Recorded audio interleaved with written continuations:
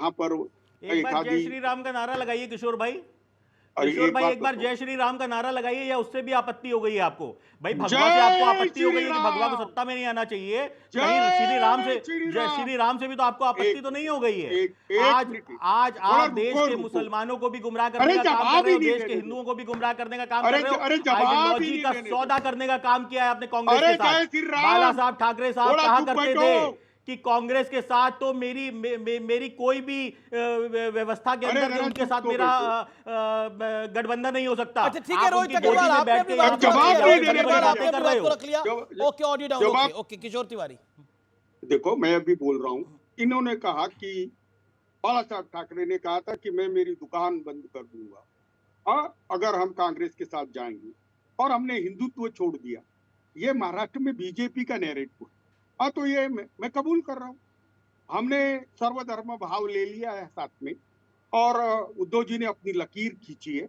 मैं अभी भी कबूल कर रहा हूँ कि मैं खुद शिव सैनिक नहीं, बीजेपी का सैनिक बल के वहां गया था और मैंने मस्जिद गिराई, और उसका मुझे अभिमान है।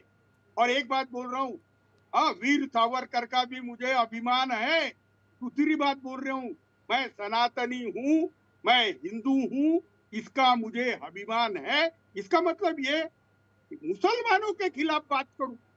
100 देखो महाराष्ट्र के अंदर 18% मुसलमान है, तो वो तो बीजेपी से हट ही गए।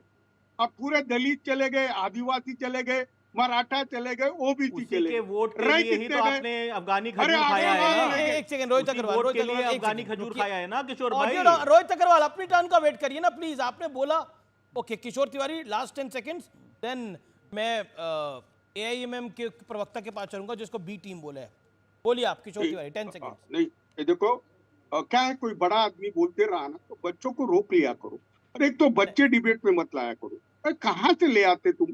ये बीजेपी की बी टीम है उधर की, कहाँ की है? उत्तर प्रदेश की, और महाराष्ट्र के बारे में बोल रहे, कुछ मालूम तो नहीं है में भाई। अरे बच्चे जरा चुप बैठो, बच्चों को चुप करो। सीरियस बात कर रहा हूँ ना, सीरियस बात करते हैं तो बच्चे बीच में नहीं बोलते। मैं अभी बोल रहा हूँ कि ये बीटी में वहां की, महाराष्ट्र की इनकी मालूम क्या है, महाराष्ट्र ये पुरोगामी स्टेट है, यहाँ ये धर्म की और जहर फैलाने की राजनीति चलती नहीं। मोदी की सारी सभाएं फ्लॉप हो गई, मोदी की फ्लॉप हो गई, अमित शाह की फ्लॉप हो गई, लेकिन इनकी कोई बैग ही चेक नहीं की। हमारी बैग चेक कर रहे, हमारे पास तो पहले ही पैसे नहीं, तो हमारे तो बैंक अकाउंट सील करके बैठे। अमित देवगन, हमारी हालत बहुत खराब है, लेकिन जनता का प्यार बहुत मिल रहा है उद्धव ठाकरे को। महाराष्ट्र के अगले मुख्यमंत्री उद्धव ठाकरे है। फिर हम तो सबको देख लेंगे। अभी तो बता दिया ये बड़ी अच्छा, ये तो कांग्रेस से तो वादा आपको करा नहीं है कि महाराष्ट्र के अगले मुख्यमंत्री उद्धव ठाकरे हैं। शरद पवार ने भी ये वादा नहीं करा है। अमित जी वादा करके बैठे हैं। आदिल हसन अमित जी ऐड कर रहा हूँ, नहीं एक सेकंड अपने टर्न पे ऐड करिएगा। अरे मैं ऐड कर लेता हूँ ना, अरे बहुत अच्छा सेंसिटिव ऐड कर रहा हूँ। हाँ बोलिए। अरे बीजेपी से हमने अभी नाता तोड़ा है। अगर हमको ये लोग नकार देंगे तो उधर बीजेपी आ रही ना 50-60 सीटें लेके। ओके अजीज खान, ये तो बड़ा बयान दे दिया उन्होंने। बोला कि अगर मुख्यमंत्री नहीं बनाएंगे तो बीजेपी के साथ भी जा सकते हैं। ये तो खुल्लम खुल्ला उबाटा का प्रवक्ता कह रहा है। बोला बीजेपी आ रही है 60-70 सीटों के साथ, तो फिर हर्ज क्या है? मतलब अजीज खान खुला है अभी। अजीज खान अभी तो नतीजे आए नहीं है। देखिए कहीं ये रणनीति भी हो सकती है इसमें बीजेपी के नाम पर और आ जाए। सुनिए ओके अजीज खान, मेरे बहुत अजीज। अरे सर सुनिए ना, कमाल का अजीज है। अरे सर सुनिए ना अजीज खान, अरे सर सुन तो ले। जी अजीज खान, अरे सर मेरे तो आपका गठबंधन अगर सरकार में, एक सेकंड किशोर भाई मैंने आपका सम्मान रखा, आपने बोला आपको बोलना है। अजीज खान अब आप बताइए, अब आपकी सरकार आएगी तो मुख्यमंत्री कौन बनेगा? उद्धव ठाकरे। एक सेकंड, आपने तो बोल दिया किशोर तिवारी, उनको तो जानने दीजिए अजीज खान। अरे सर सुन लेना सर। देखिए हमारे यहाँ लोकतंत्र है सर, डेमोक्रेसी है, हर शख्स अपनी बात रख सकता है और कोई प्रतिबंध नहीं है। बीजेपी के साथ भी सकता है कि तानाशाही नहीं है सर कि एक शख्स बोलेगा वही सब बोलेंगे। वो कह रहे हैं कि अब बीजेपी के साथ चले जाएंगे। करता है उत्साह में सब बातें कहेंगे, सर निश्चित तौर पे हर कार्यकर्ता चाहता है कि मेरा नेता मुख्यमंत्री बने, और निश्चित तौर पे चाहिए भी, और मेरे ख्याल से ये हर नेता चाहता है। आप और अगर समर्थन में हैं, तो आप किशोर तिवारी की बात के समर्थन में हैं, ऑफिशियली कह रहे हैं आप। सर मैं कह रहा हूं हर नेता, नहीं, मैं आपसे पूछ रहा हूं, हर नेता की बात तो छोड़िए, अपने नेता आप को हर नेता की बात को छोड़िए, मैं प्रश्न आपसे पूछ रहा हूं, आप किशोर तिवारी की बात के समर्थन में हैं, उद्धव ठाकरे सीएम होंगे इंडिया अलायंस के? सर मैं यही तो कह रहा हूं, हमारे यहां लोकतंत्र है, एमबीए तय करेगी, आपस में बैठ करके डिसाइड होगा। और कह रहे हैं अगर एमबीए तय नहीं करेगी तो बीजेपी है, उद्धव जी मुख्यमंत्री बने। वो तो कह रहे हैं अगर एमबीए तय नहीं करेगी तो बीजेपी तो है। उद्धव जी मुख्यमंत्री बने। इसमें देखिए, अरे सर सुनिए ना, हमारे यहां सर बाकायदे जब चुनाव हो जाएगा उसके बाद तय होगा। आदिल हसन कि अगर उद्धव जी बनेंगे तो क्या बुराई है? बी टीम बीजेपी की आप है, लेकिन पाला ये भी बदल सकते हैं।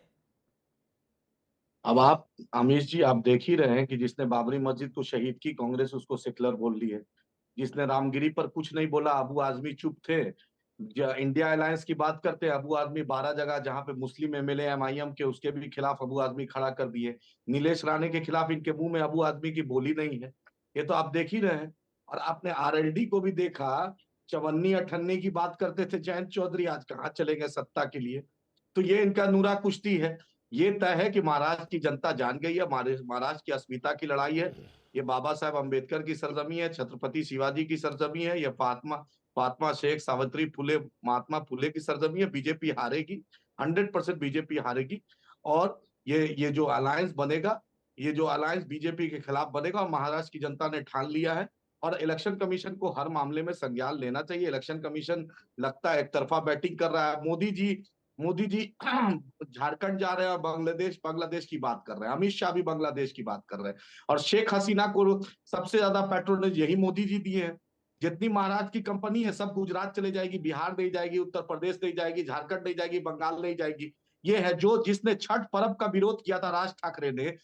बिहारी छठ मनाते हैं महाराष्ट्र में, बॉम्बे में, उसके साथ बीजेपी अलायंस की भी है। बिहार लेकिन में अभी तो शिवसेना कह रही है, आदिल हसन, अभी तो शिवसेना कह रही है कि आप बी टीम है। किशोर तिवारी ने अभी थोड़ी देर पहले बोला। अरे भाई, तो किशोर तिवारी से सर्टिफिकेट लेने की जरूरत नहीं। ये तो अभी तो कांग्रेस के गोद में आए हैं। ये तो अभी कांग्रेस के गोद में आए। आप पूछिए यूपीए 1, यूपीए 2, जब प्रणब मुखर्जी का राष्ट्रपति का चुनाव हुआ, मीरा कुमार का हुआ, इमरान प्रतापगढ़ी को राज्यसभा भेजा, वाईएसआर की सरकार, जगन की सरकार, किरण कुमार रेड्डी की सरकार, रोसैया की सरकार, सब हमने मदद की। रेवंत रेड्डी साहब से पूछिए ना कि बिना बैरिस्टर असदुद्दीन ओवैसी साहब, अकबर साहब के नाम लिए विधानसभा में नहीं जाते। पूरे तेलंगाना में सबसे पहले अकबर साहब और बैरिस्टर साहब का नाम लेते हैं।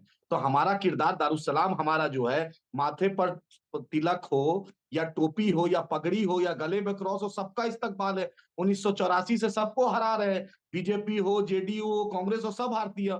इंदिरा गांधी को दारुसलाम आना पड़ा था, तो ये क्या, इनको भी आना पड़ेगा। बस 23 नवंबर का इंतजार कीजिए। इंशाल्लाह महाराष्ट्र की आवाम जानती है कि रामगिरी के खिलाफ, जिसने हमारे नबी के शान में गुस्ताखी की, अगर किसी ने आवाज उठाई, उसका नाम इम्तियाज जलील साहब है, वारिस पठान साहब है, एमआईएम है। जिसने नीलेश राणे को आंख से आंख मिला के बात किया, उसका नाम मुफ्ती इस्माइल साहब है, फारूक शाह साहब है, वारिस पठान साहब। इनको बता देंगे। हमारी चौखट पे तो इनको आना ही पड़ेगा। हमारी चौखट लेकिन बहुत बड़ी है, लेकिन आना पड़ेगा, सबको आना पड़ेगा। अच्छे आए हैं, हमने तो दिखाया है अपना किरदार।